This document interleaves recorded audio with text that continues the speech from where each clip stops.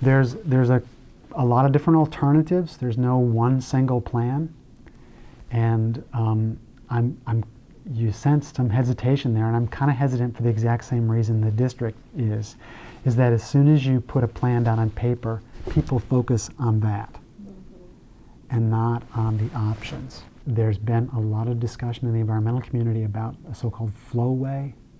You know, just have in their mind that this works like we just open up the gates and water flows like it used to, or restore the river, and everything will work fine. So the area is not going to be reverted back into wetlands? Probably not.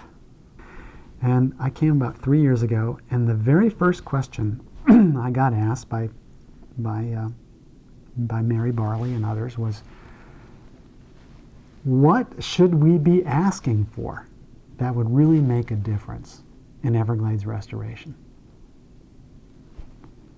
And I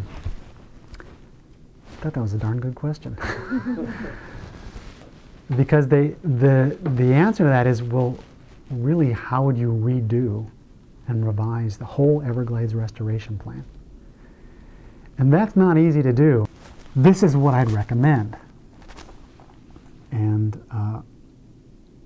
at the time, these seemed very radical.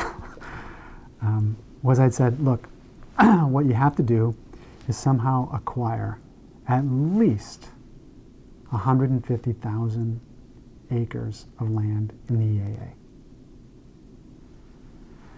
Next thing, you have to remove the dams in the middle of the Everglades.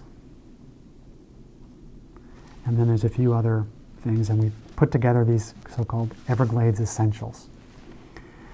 And then the advocates took over. And several people on our board went to members of Congress and to the governor and said, here's what we need. What I would do if I could swap with Florida crystals and there wasn't any other problems, I'd build a very large storage reservoir here and then convert, this is called the Talisman land that the state already owns. That's where they were building that reservoir, and convert that into stormwater treatment areas. So I'd have a large supply of water and then filtration marshes and then the Everglades. That's basically one footprint.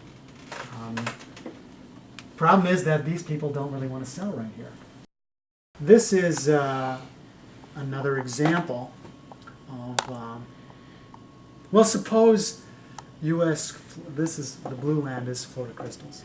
Suppose that Florida crystals didn't want to sell. What could you do? Well, this is my estimate of the STA and storage requirement and example footprint that would give you the appropriate storage and treatment. You can sit and play with these all day, coming up with different footprints, but the math, the driving factor doesn't change, in my opinion. You need about 40,000 acres of STA and 1.2 million acre feet of storage. So if it's 10 feet deep, that's 120,000 acres. Way back in the 80s, I used to work at the South Florida Water Management District and was one of the co-authors of the model that they use. And 25 years later, they're still using it. So I put it onto my machines here, and I sit around and play with it. And I use that to sort of set up the parameters of the problem, where I need 1.2 million acre feet, a total of 1.5 million acre feet of storage in the EAA, and 40,000 acres of stormwater treatment area. And then what I did is just sit down with maps like this and work out footprints. That's somewhat arbitrary. But these are examples of projects that would get what we needed.